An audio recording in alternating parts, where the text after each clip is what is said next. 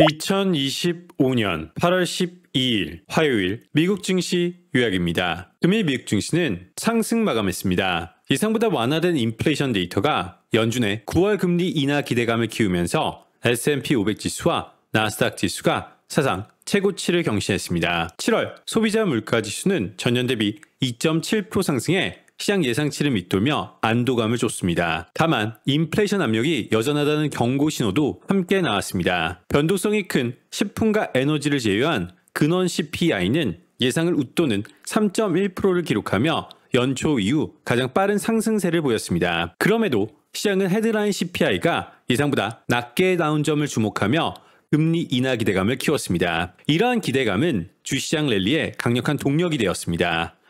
연준은 그동안 트럼프 행정부의 관세 정책이 인플레이션에 미칠 영향을 파악하기 위해 금리를 동결해왔습니다.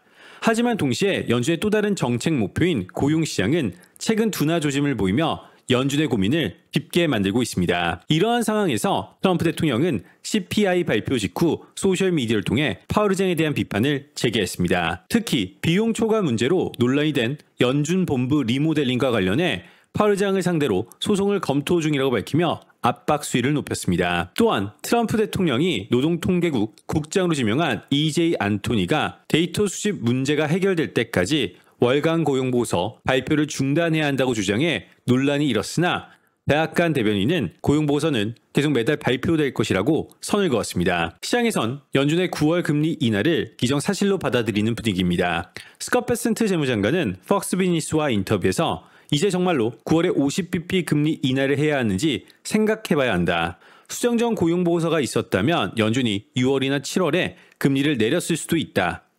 모건 스탠리의 앨런 젠트너는 인플레이션이 일부 우려만큼 심각하지 않다는 점이 확인됐다. 이는 연준이 노동시장 약화에 더 집중하며 9월 금리 인하 카드를 유지할 수 있게 해줄 것이다.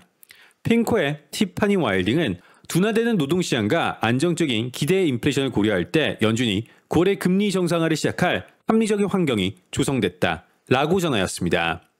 반면 신중론도 제기됩니다. 르네상스 매크로의 닐 더턴은 시장은 9월 금리 인하가 확실시 된다는 점에 환호하고 있지만 데이터 이면을 보면 관세 부담이 소비자에게 전가되지 않고 기업들이 이윤 압박을 감내하고 있다는 의미일 수 있다 라고 전하였습니다. 이제 시장의 관심은 이번 주 후반에 발표될 생산자 물가지수와 소매 판매 지표로 향하고 있습니다. 이토로의 브렛 캐넬은 소매 판매 지표를 통해 소비 심리가 실제로 얼마나 견조한지 확인할 수 있을 것이라고 전망했습니다. 2025년 8월 13일 수요일 주요 일정 살펴보겠습니다.